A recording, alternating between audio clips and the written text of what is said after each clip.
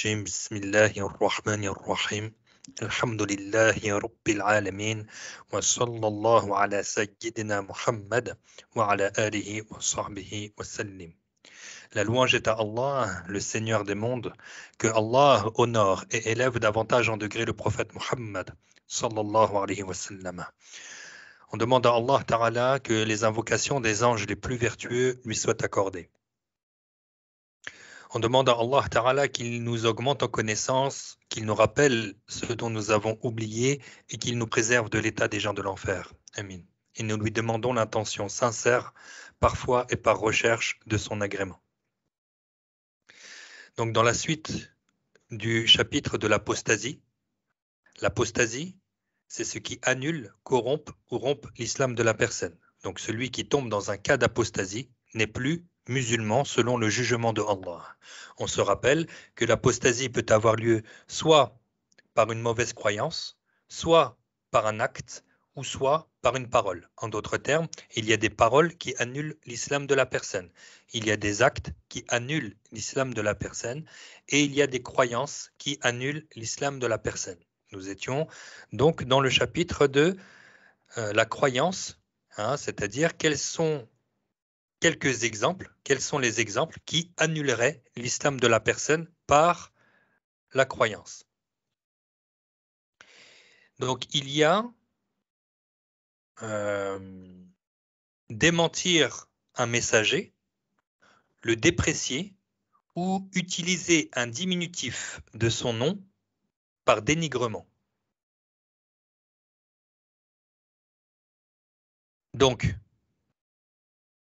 démentir un messager ou le dénigrer en lui attribuant ce qui n'est pas digne des prophètes. En lui attribuant ce qui n'est pas digne des prophètes. Ou utiliser à son sujet un diminutif de son nom, comme si quelqu'un dit du prophète Moussa, Moubaïssa, par dénigrement, c'est-à-dire par dédain. Ceci est donc de la mécréance et annule l'islam de la personne. Donc cela signifie que celui qui dément un prophète, parmi les prophètes de Allah, aura apostasie. Donc là, il y a un groupe qui se font appeler les coranistes. Donc c'est une branche des chiites. Et eux, ils te disent que nous ne prenons que du Coran. Lorsque tu lui dis, mais que fais-tu des paroles du prophète Muhammad sallallahu alayhi wa sallam, ils te disent, nous croyons au prophète et nous croyons qu'il a transmis le Coran et pas autre chose. D'accord? Ils te disent que le prophète Muhammad sallallahu alayhi wa sallam n'a transmis aux gens que le Coran et il n'a pas transmis autre chose. Ils sont donc en train de démentir, de renier des milliers de paroles prophétiques, des milliers de ahadith. Démentir un prophète, c'est-à-dire contredire le prophète Muhammad sallallahu alayhi wa sallam, ou sur un hadith qui a été jugé par exemple sahih ou hasan ou qawi, dire que le prophète n'a jamais dit cela. Eh bien ça c'est de la mécréance. Ça c'est de la mécréance. Donc celui qui dément un prophète parmi les prophètes de Allah aura apostasié. Il en est de même de celui qui rabaisse un prophète. Celui qui rabaisse un prophète de Allah, c'est-à-dire qu'il lui attribue un défaut, il est devenu mécréant celui-là. Je vous avais appris la règle. Tout ce qui porte atteinte au statut de la prophétie, c'est de la mécréance. Donc, rabaisser un prophète, c'est porter atteinte au statut de la prophétie. Par exemple, attribuer à un prophète le mensonge. Dire qu'un des prophètes de Allah aurait menti. Allah Ta'ala ne donne pas la révélation à un menteur. D'accord? Donc, attribuer le mensonge à un prophète, c'est de la mécréance, car ce serait porter atteinte au statut de la prophétie. De même, attribuer à un prophète un péché qui comporte un rabaissement, une bassesse de caractère, c'est de la mécréance, car cela porterait atteinte au statut de la prophétie. Nous avons vu ce chapitre-là dans un cours précédent. Donc, on a compris que celui qui attribue un défaut à un prophète, il sort de l'islam. Ou bien il utilise un diminutif de son nom pour le dénigrer ou le rabaisser. Comme s'il appelait notre maître Isa, alayhi salam, il l'appelait Royesa. Royesa, hein. Si c'est par dénigrement, par rabaissement, c'est de la mécréance. Ou s'il disait de Moussa, Mouaïsa, par rabaissement et dénigrement. Ça, c'est de la mécréance. Voilà, billahi ta'ala. Le détail que les savants ont donné, c'est que, par contre, celui qui le dit pour manifester ainsi son amour envers lui, on ne le déclare pas mécréant, mais on lui dit qu'il est interdit d'utiliser un diminutif lorsqu'il s'agit du nom d'un prophète de Allah. On va dire. Donc, tout démenti, toute dépréciation ou tout rabaissement d'un prophète de Allah Ta'ala est une mécréance. C'est une mécréance. Donc, on a bien compris que ça annule l'islam de celui qui a rabaissé un prophète de Allah Ta'ala ou qui a démenti un prophète de Allah Ta'ala. Il est devenu mécréant selon le jugement de Allah. Il n'est plus musulman. Donc, s'il meurt dans cet état-là, ce sera l'enfer pour l'éternité. Pour qu'il redevienne musulman selon le jugement de Allah, comme on le sait, il faut qu'il abandonne toute forme de mécréance dans laquelle il est. Il faut qu'il abandonne cette mécréance ou ces mécréances, s'il est dans plusieurs cas de mécréance, et qu'il prononce immédiatement les deux témoignages dans la langue qu'il comprend. Ashhadu an la ilaha illallah wa ashhadu anna Muhammadan Rasulullah, ou bien je témoigne qu'il n'y a pas d'autre Dieu que Allah et je témoigne que Muhammad est le messager de Allah. Parmi les croyances de mécréants, il y a considéré possible le statut de prophète à quelqu'un venant après notre prophète Muhammad sallallahu alayhi wa sallam. Donc, considérer possible que quelqu'un venant après notre prophète Muhammad ait le statut de prophète, donc en croyant qu'il est possible que la révélation prophétique soit accordée à quelqu'un alors qu'il n'a pas été prophète avant Muhammad sallallahu alayhi wa sallam, ceci est de la mécréance. Donc, notre bien-aimé Muhammad sallallahu alayhi wa sallam est le dernier des prophètes. C'est-à-dire que Allah Ta'ala ne va pas donner une nouvelle révélation à un homme qui vient après le prophète Muhammad sallallahu alayhi wa sallam. Même si les gens vivent encore pendant 300 ans, ou s'il y a encore au-delà des 500 ans des gens qui vivent, il n'y aura pas de nouveaux prophètes, il n'y aura pas de nouvelles révélations, il n'y aura pas de nouveau Coran ou un autre livre révélé. Le dernier des prophètes, c'est bien notre bien-aimé Muhammad sallallahu alayhi wa sallam, lui qui a reçu le Coran, et c'est ce Coran qui doit être suivi jusqu'au jour du jugement dernier. Alors, ça paraît évident pour nous les sunnites, pour nous les gens de le sunnah wal jama'a, de croire que le dernier des prophètes, c'est notre bien-aimé Muhammad sallallahu alayhi wa sallam. Et pourtant, il y a un groupe qui se font appeler les Ahmadiyya ou les Qadiyaniyya. Eh bien, ces gens-là, ils suivent un homme du nom de Ghulam Ahmed du Pakistan.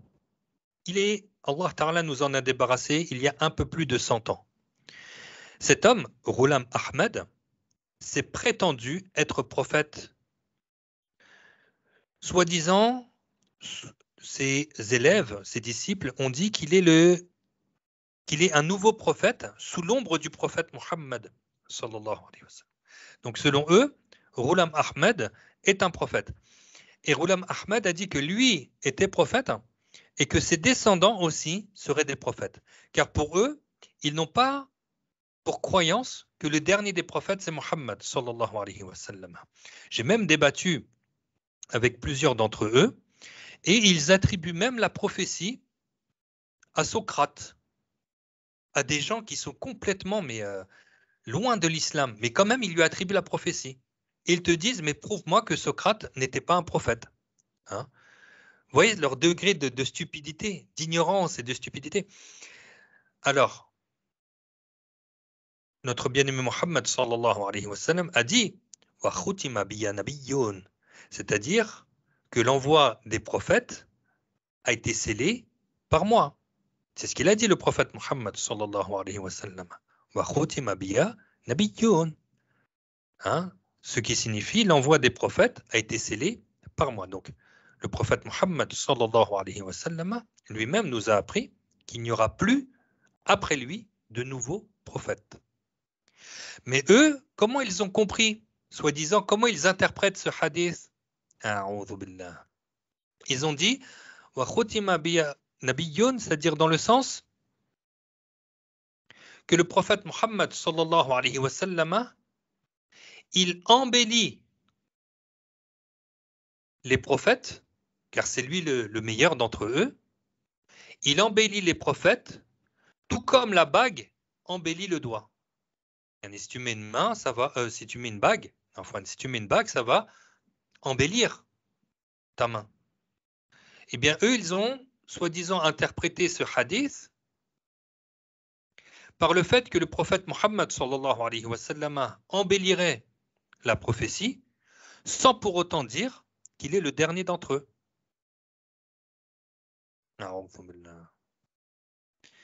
Les savants ont été en accord et unanimes à expliquer ce hadith wa khutima biya nabiyyun par le fait que l'envoi des prophètes a été scellé par le prophète Mohammed sallallahu alayhi wa sallam.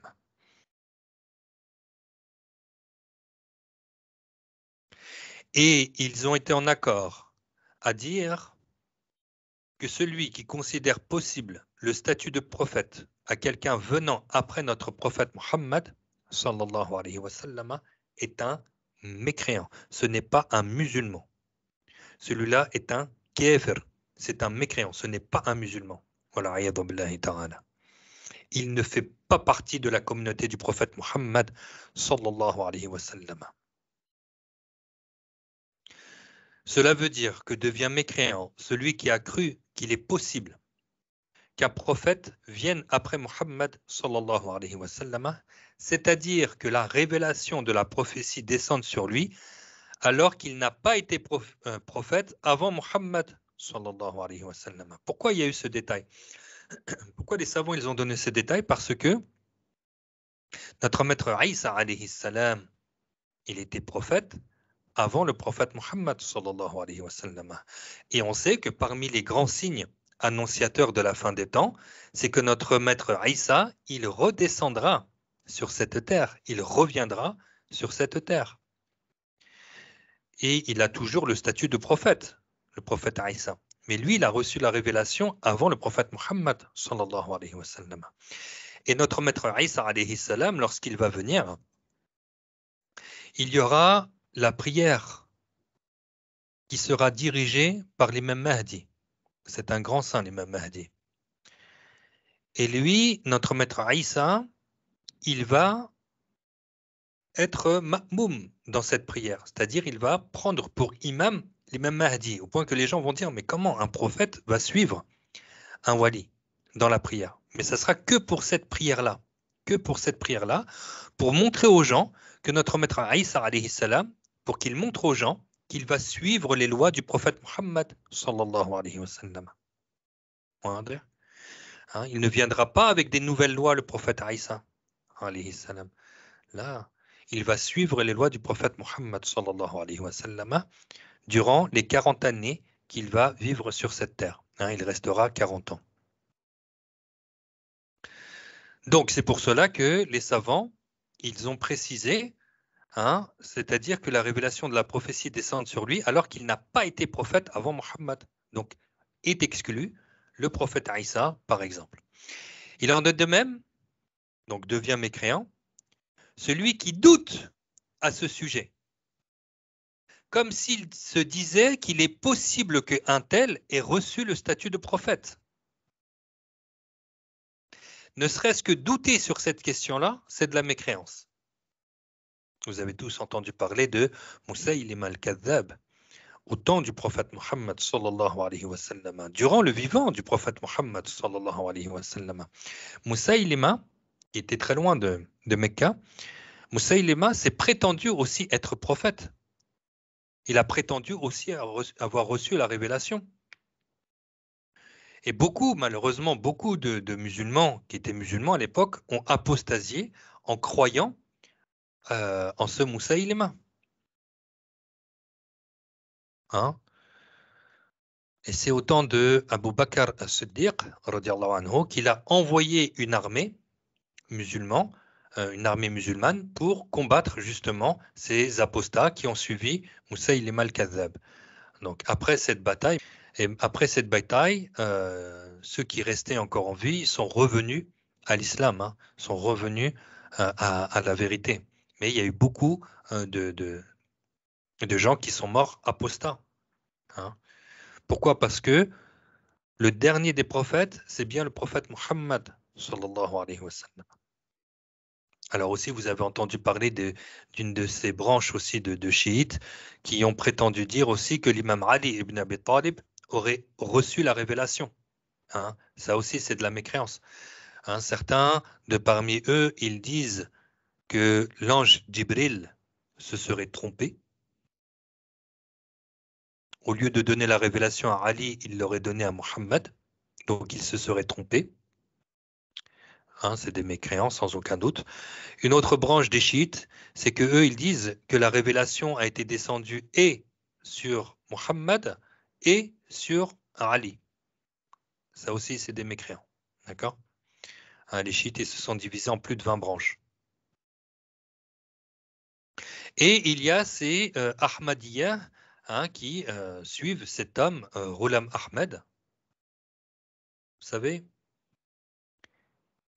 il est dit par le prophète Muhammad sallallahu alayhi wa sallam que on enterre les prophètes à l'endroit où ils sont morts. On enterre les prophètes à l'endroit où ils sont morts. Allah Ta'ala a humilié Ghulam Ahmed. Il l'a fait mourir dans ses toilettes alors qu'il était en train de déféquer. Il était dans ses toilettes. Allah l'a fait mourir dans ses toilettes. Et où est-ce que ses élèves l'ont enterré? Dans ses toilettes. Quels gens stupides. Quelle bande de gens stupides. Walakin, ils sont très actifs eux aussi. Ils ont plusieurs chaînes de télévision sur le câble. Ils ont plusieurs mosquées dans différents pays. Même en France, ils sont aussi en France. Ils sont dans les pays d'Afrique aussi. Ils sont très actifs. Et ils sont au Pakistan, bien évidemment. Ils sont un peu partout, quoi. Les Ahmadiyya. Donc faites attention. Celui qui croit que quelqu'un peut recevoir la prophétie après le prophète Muhammad sallallahu alayhi wa sallam, alors qu'il n'a pas été prophète avant le prophète Muhammad, c'est de la mécréance. Celui qui doute à ce sujet est également mécréant. Voilà, a'yadhu billahi ta'ala.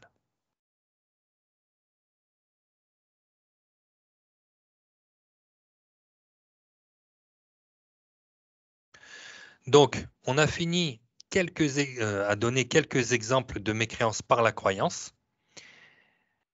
Et l'auteur, radiallahu anhu, a dit la deuxième sorte. La deuxième sorte de quoi? La deuxième sorte d'apostasie. On a vu la première qui est par la croyance. Et la deuxième, ça sera par les actes, dites gestuels. Donc il y a des actes qui annulent l'islam de la personne. Comme par exemple, se prosterner pour une idole. Une idole, c'est ce qui est pris pour être adoré au lieu de Allah. Que cette idole soit de pierre, de bois ou d'autre chose encore. Ou se prosterner pour le soleil, sans distinction, c'est-à-dire que ce soit pour les adorer ou dans un autre but, c'est de la mécréance et de l'apostasie. C'est-à-dire sans distinction. C'est-à-dire que même si quelqu'un, après s'être prosterné pour une idole, c'est-à-dire c'est ce qui est pris pour être adoré à la place de Allah Ta'ala, il est déclaré mécréant. Même s'il te dit, mais moi je fais comme les autres, je ne me prosterne pas par adoration pour cette idole. Sans distinction, le fait de se prosterner pour une idole, c'est de la mécréance, sans distinction aucune. Tout comme quelqu'un qui va se prosterner pour le soleil ou pour la lune. C'est de la mécréance. Comme Allah Ta'ala nous l'apprend dans le Coran, la tasjidu lish-shamsi wala lil-qamari. Et ne vous prosternez pas dans le sens, et ne vous prosternez pas ni pour le soleil ni pour la lune. Celui qui se prosterne pour le soleil, c'est de la mécréance. Celui qui se prosterne pour la lune, c'est de la mécréance. Celui qui se prosterne pour une idole, c'est-à-dire ce qui est pris pour être adoré à la place de Allah Ta'ala, sans distinction, celui-là est devenu mécréant. Voilà, a'yadhu billahi ta'ala.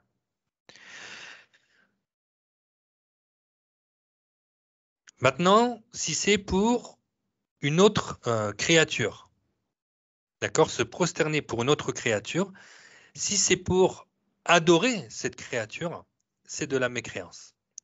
D'accord? Si c'est pour adorer cette créature, c'est de la mécréance, comme quelqu'un qui va se prosterner pour un homme. Il va se prosterner pour son roi. Il va se prosterner pour un membre de sa famille. Si c'est pour, par exemple, si c'est pour adorer cette créature, c'est de la mécréance. D'accord? Cette prosternation en vue d'adoration, dans le but de l'adoration, de l'adorer, ou comme certains qui se prosternent pour leur cheikh, par adoration pour eux.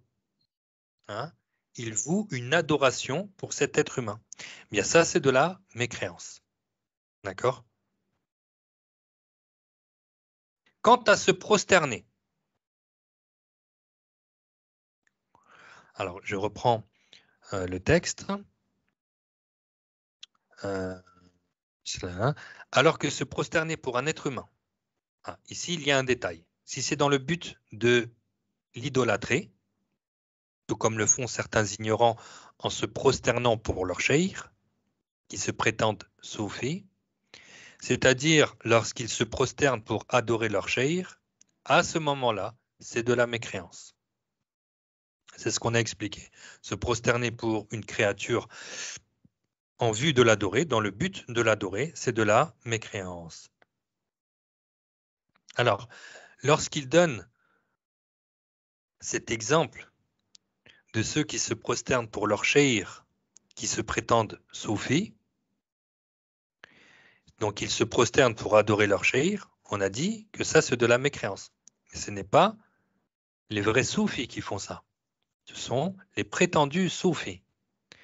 D'accord? Ils ont pris l'appellation soufi et ils font ces choses-là. D'accord? Les soufis véridiques, ce sont ceux qui ont appris la science de la religion, qui accomplissent, donc ils n'adorent que Allah Azza wa Jal, qui accomplissent leurs obligations, qui évitent les interdits, qui multiplient les actes surérogatoires et qui ont un détachement extrême de ce bas monde. D'accord? Ils ont mis ce bas monde derrière eux, au point que il est dit sur les soufis véridiques qu'ils sont sortis de ce bas monde, sur certains d'entre eux. Ils sont sortis de ce bas monde avant d'en sortir. Ils sont encore vivants, mais ils n'ont aucun attachement au plaisir mondain. Les vêtements, la nourriture, beaucoup d'entre eux ne se sont jamais mariés. Ils n'ont pas recherché ces plaisirs-là. Vraiment, ils ont complètement délaissé les plaisirs mondains. Ils ont fait preuve d'ascétisme, de zuhud. Ils ont vraiment fait preuve d'ascétisme. Et ils n'ont passé leur temps qu'en vue d'adorer Allah Azza wa Jalla. Tout leur temps, ils le passaient à l'adoration. D'accord? Donc, cet exemple qui a été donné, ce sont ces pseudo-soufis, c'est-à-dire ils se réclament du soufisme sans en faire partie, bien évidemment. Donc, le détail, pour celui qui va se prosterner pour un être humain, il est ici. Si c'est en vue de l'adorer, il devient mécréant. Toutefois, si ce n'est pas pour les adorer, comme s'il se prosterne pour saluer seulement, ce n'est pas de la mécréance, mais c'est haram, c'est interdit. Dans la loi de notre prophète Muhammad, sallallahu alayhi wa sallam, c'est interdit de se prosterner, même pour un être humain, même si ce n'est pas pour l'adorer. Contrairement aux lois des prophètes antérieurs. C'était permis dans les lois des prophètes antérieurs. N'est-ce pas que les anges ont été ordonnés de se prosterner pour Adam, alayhi salam, mais ce n'était pas pour adorer Adam. C'était une prosternation de salutation, de respect. Les parents du prophète Yusuf se sont prosternés pour Yusuf, alayhi salam. Ce n'était pas pour adorer leur fils. Donc, dans les lois des prophètes antérieurs, c'était permis qu'un homme ou qu'une personne se prosterne devant une autre personne pour le saluer, pas pour l'adorer. Si c'est pour l'adorer, la règle ne change pas. On n'adore que Allah Ta'ala. Celui qui adore autre que Allah, il est bien évidemment mécréant. Donc, quant à se prosterner devant quelqu'un pour le saluer, cela est interdit dans notre loi. Mais c'était permis dans la loi des prophètes antérieurs. C'est comme par exemple le cas de la prosternation des anges pour Adam. Cela était à titre de salutation. Pour ce qui est de se prosterner pour une idole, le soleil, la lune, c'est de la mécréance dans tous les cas. On ne va pas chercher à savoir si la personne, elle visait l'adoration ou non. À partir du moment où elle s'est prosternée pour le soleil, la lune ou une idole, on a bien dit que c'est sans distinction, c'est de la mécréance. On ne va pas chercher à savoir le pourquoi du comment. Le fait est qu'elle s'est prosternée, cette personne-là, pour une idole, et encore une fois, c'est ce qui est pris pour être adoré à la place de Allah, ou elle s'est prosternée pour le soleil ou la lune, c'est de la mécréance sans distinction. On ne se prosterne que pour Allah Azza wa Jal.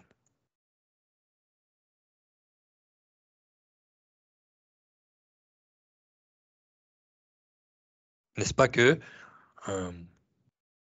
pour revenir au détail tout à l'heure, celui qui se prosterne pour un être humain, si ce n'est pas en vue de l'adorer, c'est interdit. Pour preuve, Mu'az ibn Jabbal, il s'est prosterné pour le prophète Muhammad sallallahu alayhi wa sallam, et le prophète sallallahu alayhi wa sallam ne l'a pas déclaré mécréant.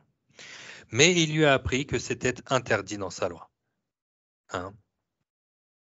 Lorsqu'il lui a demandé, ya Mu'az, dans le sens, ya Mu'az, que fais-tu? Lorsque Mu'az s'est prosterné pour le prophète lorsqu'il l'a vu. Mu'az lui a dit, je reviens de ma région, donc de Hachem, donc sa région, c'est l'actuelle Jordanie. Et à l'époque, elle n'était pas encore conquise par les musulmans. Il a dit, je reviens de ma région et les gens se prosternent pour leur roi et pour les gens qui, dans leur religion, avaient un statut important. Donc les gens se prosternaient pour ce genre d'individus. Et il a dit, Mu'az, il a dit, et toi, tu es le messager de Allah et tu mérites plus que cela. Mu'az, c'était pas pour adorer, il adorait pas le prophète, sallallahu alayhi wa sallam, il adorait Allah, azza wa jal. Et le messager, alayhi wa sallam, lui a dit, dans le sens, ya Mu'az, ne fais pas cela. Si j'avais ordonné à une personne de se prosterner pour une autre, j'aurais ordonné à la femme de se prosterner pour son mari. Donc il y a deux explications, il y a deux compréhensions dans sa parole, sallallahu alayhi wa sallam. La première, on l'a compris, que c'est interdit, lorsqu'il a dit dans le sens, lorsqu'il a dit ce qui signifie « si j'avais ordonné à une personne de se prosterner pour une autre, ce qu'il n'a pas ordonné, bien au contraire, il l'a interdit ». Donc on en comprend le caractère interdit de la prosternation pour un être humain, même si c'est pour le saluer. Et la deuxième explication, la deuxième compréhension, c'est lorsqu'il a dit « j'aurais ordonné à la femme de se prosterner pour son mari ». Donc si la prosternation était permise, Il aurait été donc obligatoire à la femme de se prosterner pour son mari, par respect pour lui. Ô combien le respect de l'époux est grand et important envers la femme. La femme se doit d'avoir un grand respect pour son mari, au point que si la prosternation était permise, alors elle aurait été obligée de se prosterner pour son mari. Mais ce n'est pas permis dans la loi du prophète Mohammed sallallahu alayhi wa sallam. Cette prosternation n'est pas permise même pour saluer. D'accord? Donc si on voit quelqu'un se prosterner pour une autre personne, on ne va pas immédiatement la déclarer mécréante. Non. Là, on va vérifier qu'est-ce qu'elle a visé par sa prosternation. Et on lui explique, si c'est une prosternation d'adoration, c'est de la mécréance. Tu auras quitté l'islam. Si c'est une prosternation de respect, de salutation, c'est pas de la mécréance, mais c'est haram. C'est interdit, c'est haram.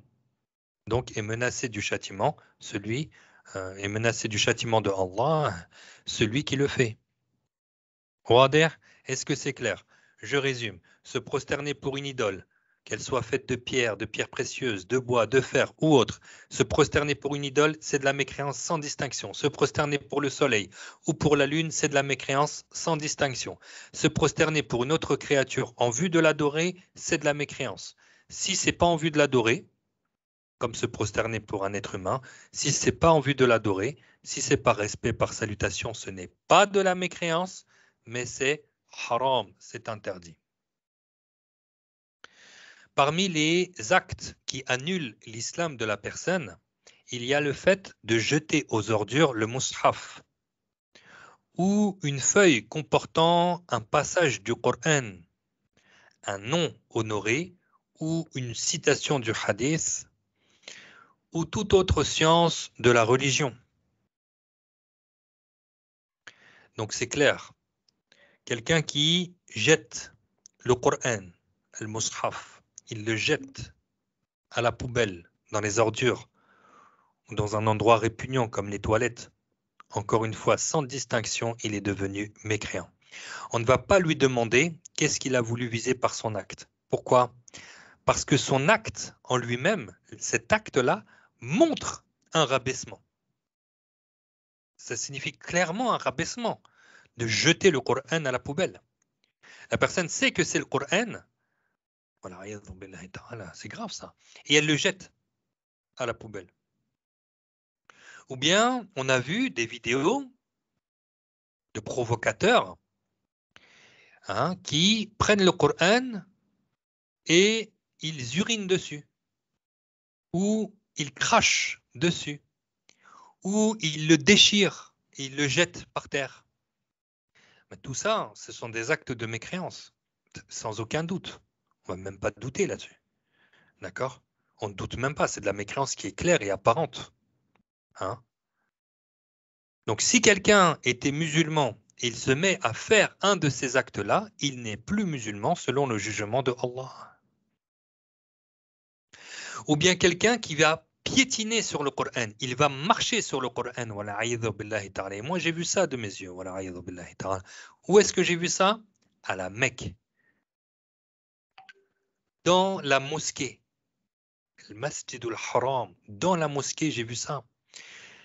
C'était quelqu'un qui était chargé d'ouvrir les cartons qui contiennent plusieurs Qur'an, plusieurs masahif. Et il devait les ranger dans une pièce. Il en avait tellement à ranger, donc il les a empilés les uns sur les autres, il y en avait tellement, donc je ne sais pas, il voulait remplir sa pièce en fait. Et qu'est-ce qu'il a fait? Il s'est fait un escalier avec les Qur'an pour prendre de la hauteur. Il a fait un escalier avec les Qur'an et il monte dessus, et il marche dessus. Sur les Qur'an, hakada. Assez choquant. Piétiner le Coran, marcher sur le Coran, c'est du kufr. C'est de la mécréance.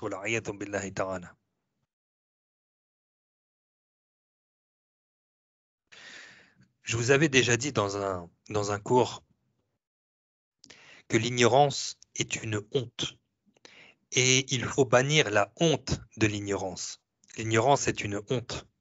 C'est-à-dire que la personne, à cause de son ignorance, elle va faire des choses ultra rabaissantes. Comme cet homme qui s'est mis à faire un escalier avec du Coran, avec les Corans, et il monte dessus. Voilà, a'yadhu billahi ta'ala. Hein? Comment tu bannis la honte de l'ignorance? C'est en prenant ton ilm ad-daruri, ces cours-là, ces cours de religion. Beaucoup de gens, aujourd'hui, malheureusement, n'ont pas entendu ce chapitre-là. Pourquoi? Parce que peu de gens le transmettent, ce chapitre-là, alors qu'il fait partie des chapitres des plus importants de la religion musulmane. Ça fait partie des chapitres les plus importants pour le musulman. Quelqu'un qui ne sait pas qu'est-ce qui annule son islam, comment il va protéger son islam, comment il va s'assurer de mourir musulman.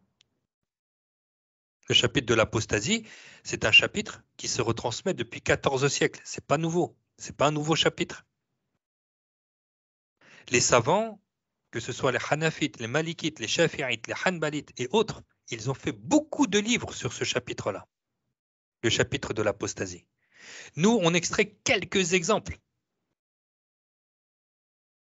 J'ai pas encore dit l'exemple de celui qui va porter un insigne de mécréant.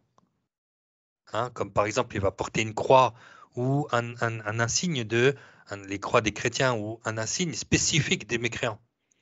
S'il le met en vue de le glorifier, ou il croit qu'il y a de la baraka, de la bénédiction dans cet insigne-là, ou il croit que c'est permis de le porter, tout ça c'est de la mécréance. Tout ça c'est de la mécréance. Nous on ne voit que quelques exemples. Ça c'est vraiment un chapitre, le chapitre de Ridda, de l'apostasie, qu'il faut vraiment apprendre, connaître, pour préserver son islam, pour pouvoir mourir musulman. Lorsqu'on parle par exemple de jeter une feuille, c'est-à-dire on a parlé de jeter le Coran, mais on peut parler d'une feuille qui contient du Coran ou une feuille qui contient du hadith. Par exemple, aujourd'hui, nous trouvons, encore une fois, ce n'est pas des gens qui ont appris la religion, ça m'étonnerait, nous trouvons des calendriers, des petits calendriers, où chaque jour, tu enlèves la page. D'accord? C'est des petites feuilles. Vous avez déjà vu ça, c'est des petits calendriers, des petits carrés. Hein, un bloc, en fait, c'est un bloc de calendrier. Et chaque jour, tu enlèves, par exemple, le jour de ce mois, c'est-à-dire on est le 6, demain on est le 7, donc on est le 7, tu enlèves la feuille du 6. Mais derrière ces feuilles, tu trouves un hadith, ou tu trouves une ayat du Coran. Est-ce qu'il est écrit sur ce calendrier, ne jetez surtout pas ces feuilles à la poubelle? Je ne l'ai pas vu. Moi, personnellement, tous les calendriers que j'ai vus comme ça, je n'ai pas vu, ne jetez pas les feuilles à la poubelle. Car ces feuilles contiennent des noms honorés, contiennent du hadith, contiennent du Coran, et il est interdit de le jeter à la poubelle. Pire, cela fait partie du plus grand des péchés que de le jeter à la poubelle, car cela revient à faire de la mécréance. Car tu ne jettes pas du Coran à la poubelle, tu ne jettes pas le hadith à la poubelle, tu ne jettes pas un des noms à glorifier à la poubelle, tu ne jettes pas le nom de Allah Ta'ala à la poubelle, ni le nom d'un prophète à la poubelle, etc., etc. Et celui qui le fait, il aura annulé son islam. On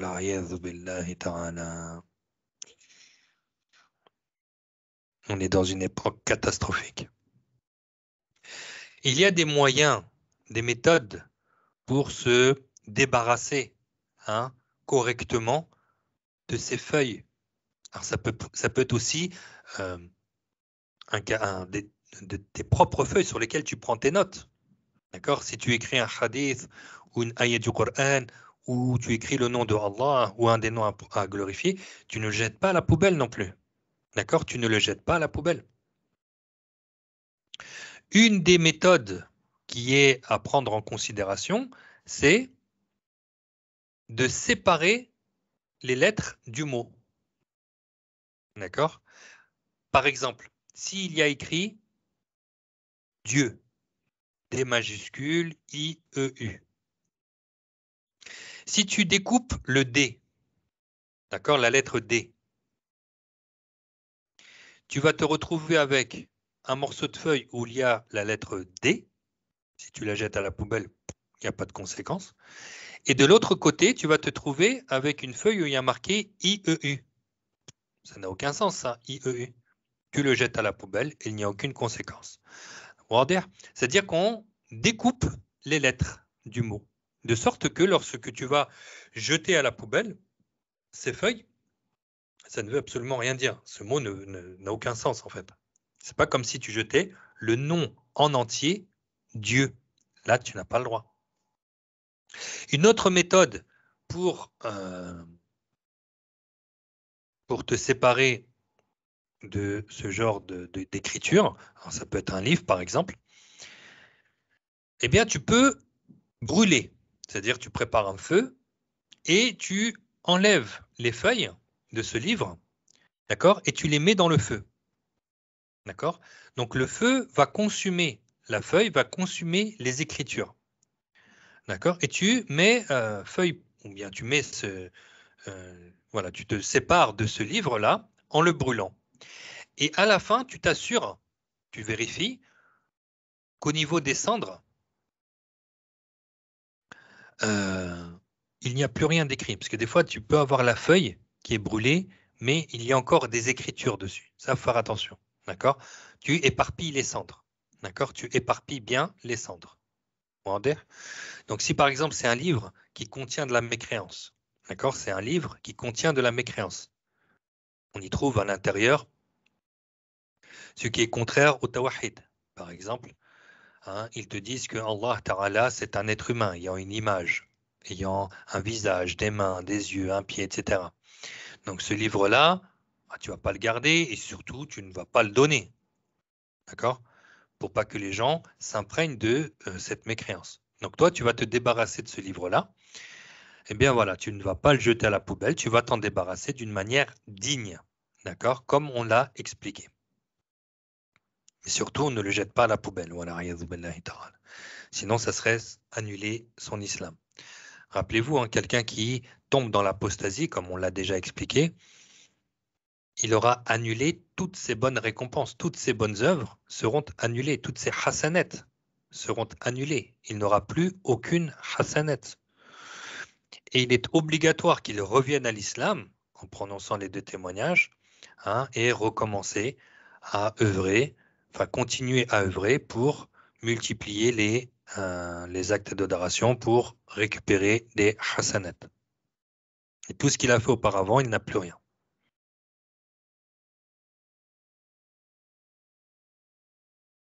Donc là, on a donné quelques exemples d'apostasie par les actes.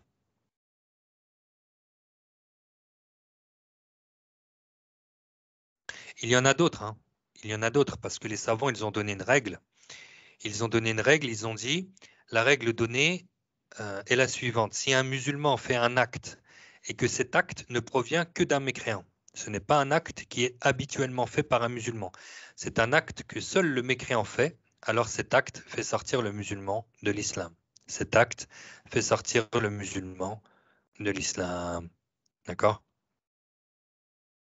Donc là, il y a des détails. Par exemple, quelqu'un qui va fêter les fêtes de païens,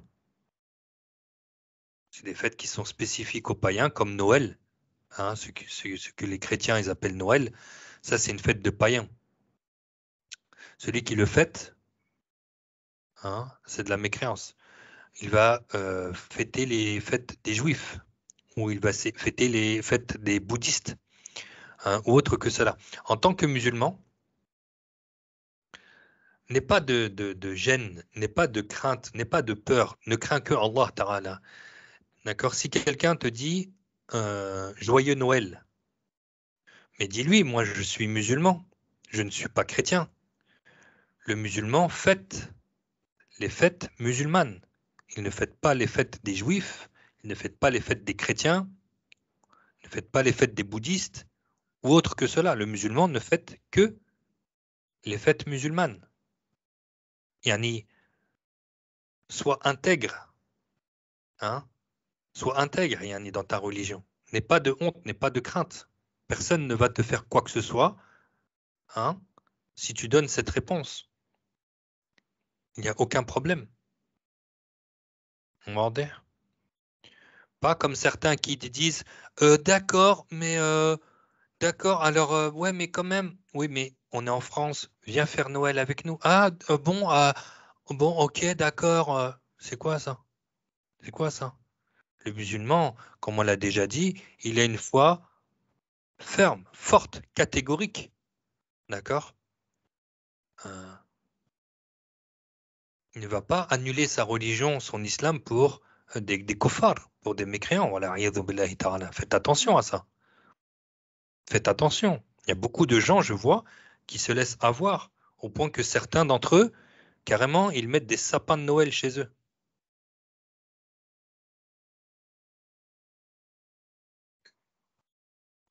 Noël, ça ne fait pas partie des fêtes musulmanes. Ça fait partie des fêtes des païens. Un musulman, comment il va vous voyez, vous en avez déjà eu l'exemple autour de vous. D'accord? Ils ressortent avec des caddies remplis de cadeaux, alors que ce sont des musulmans d'origine, hein, et ils vont fêter Noël chez eux. Je ne comprends pas. Je ne comprends pas. En tout cas, celui qui va fêter cette fête des païens, d'accord, c'est de la mécréance.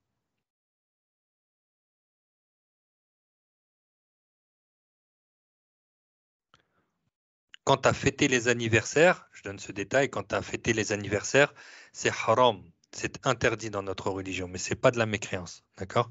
Mais c'est haram.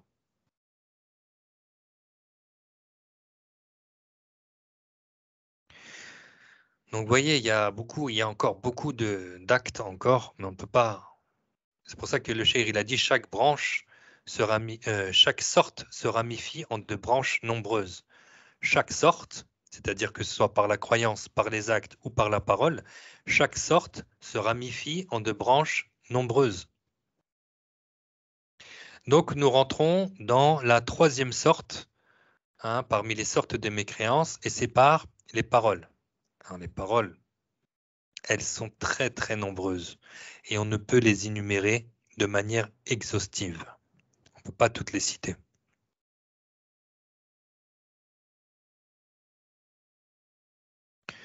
Parmi elles, il y a quelqu'un qui insulte un musulman de mécréant. Il insulte un musulman de mécréant. En visant par là, c'est-à-dire celui qui parle, par sa parole, il vise qu'il est véritablement mécréant. Ceci est de l'apostasie et de la mécréance. Par contre, celui qui, lorsqu'il dit sur un musulman qu'il est mécréant, il le dit parce qu'il a fait une mauvaise interprétation, comme en lui disant « Et toi le mécréant ?» dans le simple but de comparer son comportement au mécréant, donc de le comparer au mécréant, en voulant dire par exemple, c'est comme s'il voulait lui dire « Tu ressembles au mécréant par la bassesse de tes actes ». Ou en voulant dire « Tu agis avec les musulmans comme les mécréants agissent avec nous ». Hein? C'est-à-dire qu'il l'a insulté de mécréant, pas pour viser directement sa religion, c'est pas comme s'il disait que l'islam c'était de la mécréance, mais en visant son comportement ou son état. Comme s'il disait, par exemple, euh, tu agis avec les musulmans comme les mécréants agissent avec nous. Donc il l'a traité de mécréant dans ce but-là. Il n'a pas le droit de le faire, hein. On n'a pas dit que c'était permis, mais il ne devient pas mécréant. Il ne commet pas de mécréance, mais ceci est néanmoins interdit, et celui qui les dit commet un grand péché. D'accord? Donc, j'explique avec plus de détails. Parmi elles, parmi ces paroles, il y a traité un musulman de mécréant, de juif, de chrétien ou d'impie. Par exemple, c'est souvent entendu, quelqu'un qui est radin, on lui dit, mais t'es un vrai juif, toi. Hein. Le fait qu'il lui dit, t'es un juif, il n'a pas visé son islam, il a visé son comportement. C'est comme s'il lui disait, mais toi, t'es radin comme un juif, en fait. Donc, le fait de traiter un musulman de mécréant, de juif, ou des chrétiens ou d'impie, en visant par là que la religion qu'il suit est une mécréance, un judaïsme, un christianisme ou n'est pas une religion, et non pas dans le but de comparer son comportement à celui de ses non-musulmans. Donc là, on voit bien les deux cas. Le premier cas, c'est de la mécréance, car il a visé l'islam. C'est comme si qu'il disait que l'islam était du judaïsme, du christianisme ou n'est pas une religion. Ça, c'est de la mécréance. Maintenant, si c'est dans le but de comparer son comportement à celui de ses non-musulmans, il ne devient pas mécréant. Cela veut dire que les termes qui font sortir de l'islam celui qui les dit, même s'il ne croyait pas en cela, sont très nombreux. Comme par exemple, si quelqu'un dit à un musulman kafir, lui dit anta kafir, ou lui dit toi tu es un chrétien ou un juif ou un impie en visant par là que le musulman n'est pas sur l'islam, ceci est une apostasie qui fait sortir de la religion celui qui le prononce. Par contre, celui qui dit ces paroles-là en faisant une mauvaise interprétation ne devient pas mécréant. Vous vous rappelez ce que c'est une mauvaise interprétation? C'est-à-dire en voulant dire par là, tu ressembles au mécréant par la bassesse de tes actes. Donc là, il a comparé son comportement à celui de ses non-musulmans. D'accord? Quand il lui a dit, quand il l'a traité de kafir, c'est qu'il a comparé son comportement à celui des non-musulmans. Donc ça, c'est pas de la mécréance, il a fait une mauvaise interprétation. C'est-à-dire en voulant dire par là, tu ressembles aux mécréants par la bassesse de tes actes, ou bien tu ressembles aux juifs ou aux chrétiens par tes mauvais actes. Ou encore, tu es comme quelqu'un qui n'a pas de religion. C'est-à-dire que c'est comme si tu n'œuvrais pas conformément à la religion parce que le musulman accompli est celui dont les musulmans sont saufs de sa langue et de sa main. Donc ceci est néanmoins interdit et celui qui dit telle parole a commis un grand péché. D'accord? Donc là, on a vu les deux cas. Et je vais même citer un troisième. C'est le cas de celui qui dit d'une autre personne, d'un musulman d'origine, qu'il est kafir, que c'est un mécréant, parce que réellement, il est mécréant selon le jugement de Allah. Si nous voyons quelqu'un, musulman d'origine, qui s'est prosterné pour une idole, nous ne disons pas de lui qu'il est musulman, nous disons de lui qu'il est mécréant. Qu'il l'accepte ou qu'il ne l'accepte pas, selon le jugement de Allah, il est bien mécréant, car Allah nous l'apprend. Que celui qui se prosterne, quand il nous dit dans le sens ne vous prosternez pas ni pour le soleil ni pour la lune, les savants nous ont bien expliqué que ça, eh bien celui qui fait cette prosternation pour le soleil ou la lune, c'est de la mécréance. Ils sont devenus mécréants ces gens-là. Donc quelqu'un qui va dire sur ce genre de personne anta kafir, il leur a dit la vérité. Vraiment, selon le jugement de Allah, c'est vraiment un mécréant. Quelqu'un qui a pour croyance que Allah aurait un visage, ou des yeux, ou des mains, ou des doigts, ou une jambe, ou un pied, il est réellement mécréant selon le jugement de Allah. Même s'il te dit, mais c'est ce que Allah a cité dans le Coran. Tu lui dis, dans un premier temps, Allah n'a jamais dit dans le Coran qu'il avait des organes. Par contre, il nous a appris qu'il n'a aucune ressemblance avec ses créatures. Et que le tawhid, c'est faire l'absolue distinction entre celui qui était exempt de début et ce qui est entré en existence. Donc, tout ce que tu vas trouver chez les créatures, tu ne l'attribues pas au Seigneur des mondes, que ce soit les parties physiques, les organes, ou les attributs des créatures. Hein? Pire encore, celui qui attribue à Allah Ta'ala les organes ou les attributs des créatures, il est devenu mécréant selon le jugement de Allah. Donc, quelqu'un qui est dans ce cas-là, il n'y a pas de doute que c'est un mécréant. Il n'y a pas de doute qu'il n'est pas musulman. Et celui qui va douter sur une mécréance qui est claire, lui-même, il est devenu mécréant. Celui qui doute sur une mécréance qui est claire, il est devenu lui-même mécréant. Car c'est comme si qu'il considérerait, c'est comme si qu'il considère possible que Allah Ta'ala aurait des organes ou pas. Donc, que Allah ne serait pas unique, ou qu'il serait unique, ou que Allah Ta'ala ressemblerait aux hommes ou pas. Celui qui doute sur cette question est mécréant. Donc, quelqu'un qui va attribuer les organes à Dieu, il croit que Allah a des mains, ou deux mains droites, comme les Wahhabites. Ce sont des mécréants, il n'y a pas de doute, même s'ils récitent le Coran, même s'ils se laissent pousser la barbe ou les cheveux, ou s'ils mettent des qamis, ou si elles mettent des femmes, si elles mettent des hijabs. Ça, c'est qu'une apparence, hein. C'est pas l'apparence, hein. Comme on dit, c'est pas l'habit qui fait l'imam. Hmm. Donc, quelqu'un qui a une mauvaise croyance, ou qui, par exemple, une autre personne qui est musulman d'origine et qui insulte Allah Ta'ala, sans aucun doute, c'est un musulman. Deux musulmans ne divergent pas à ce sujet. Quelqu'un qui insulte Allah Ta'ala, c'est un mécréant. Et on ne doute pas s'il est mécréant ou pas. Quelqu'un qui insulte le prophète Mohammed sallallahu alayhi wa sallam, c'est un mécréant celui-là. Il n'y a pas de doute là-dessus. Hein? Donc nous, on va, conformément aux lois de Allah Ta'ala, juger les gens en fonction des lois de Allah Ta'ala. Vous savez, beaucoup de gens, ils te disent, mais tu n'as pas le droit de juger. Vous savez que cette parole, elle n'a aucun sens dans la langue. Cette parole n'a aucun sens dans la langue. Il te dit, tu n'as pas le droit de porter un jugement. Le fait qu'il te dise tu n'as pas le droit, lui-même il a porté un jugement.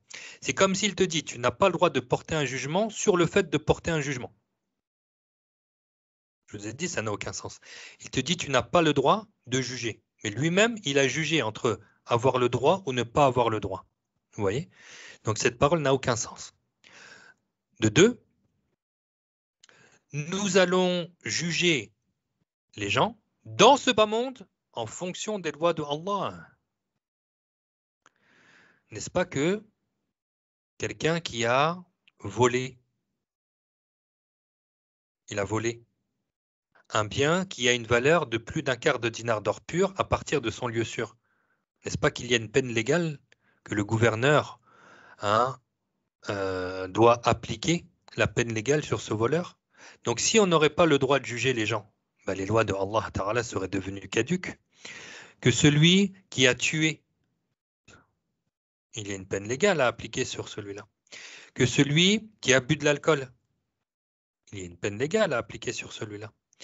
Que celui qui a fait az-zina, qu'il soit muhsan ou pas, il y a une peine légale à appliquer.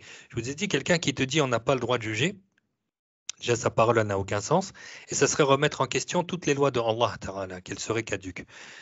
Au jour du jugement, c'est-à-dire dans l'au-delà, c'est Allah Ta'ala qui va nous juger. Ça, c'est clair. Et dans ce bas monde, nous allons porter un jugement conformément aux lois de Allah Ta'ala. En d'autres termes, si nous voyons quelqu'un, un musulman, nous allons dire qu'il est musulman. Nous n'allons pas dire qu'il est mécréant. Et le fait de le déclarer musulman, c'est déjà porter un jugement. Sur un kafir, c'est porter un jugement de kafir. C'est-à-dire que quelqu'un qui suit le christianisme ou le judaïsme ou qui ne suit aucune religion, tu ne vas pas dire de lui qu'il est musulman. Tu vas dire de lui que c'est un non-musulman. Donc ça, c'est porter un jugement. Sur un musulman, tu vas dire qu'il est musulman, c'est aussi porter un jugement. Sur le musulman qui fait la prière, tu vas dire c'est quelqu'un qui obéit à son Seigneur. Si c'est quelqu'un qui ne fait pas la prière, tu vas dire que c'est un grand pécheur. Tu auras aussi porté un jugement. Tout comme sur le voleur, tu auras porté un jugement. Tu vas pas dire que c'est un pieux, mais tu vas dire de lui que c'est un voleur. Que tu dises sur quelqu'un qu'il est pieux, c'est porter un jugement. Que tu dises sur quelqu'un que c'est un voleur, c'est porter un jugement. Donc, ces gens qui te disent nous n'avons pas le droit de juger montrent en réalité leur haut degré d'ignorance. Ils ne font montrer que leur haut degré d'ignorance, qu'ils n'ont aucune connaissance sur les lois de Allah Ta'ala. Donc quelqu'un qui prononce de la mécréance ou qui fait de la mécréance, où nous savons de lui qu'il a une croyance de mécréance, nous le déclarons mécréant conformément aux lois de Allah Ta'ala. Inch'Allah, nous allons continuer dans le chapitre de l'apostasie sur le prochain cours, Inch'Allah. Wallahu ta'ala a'lamu ahkam. Barakallahu fikum. S'il y a des questions, n'hésitez pas à me les envoyer en privé. Si j'ai la réponse, je vous répondrai, Inch'Allah. Ou si vous voulez plus de détails ou d'explications sur ce que j'ai dit, avec grand plaisir, je suis à votre service. بارك الله فيكم والله تعالى أعلم أحكم ربنا آتنا في الدنيا حسنة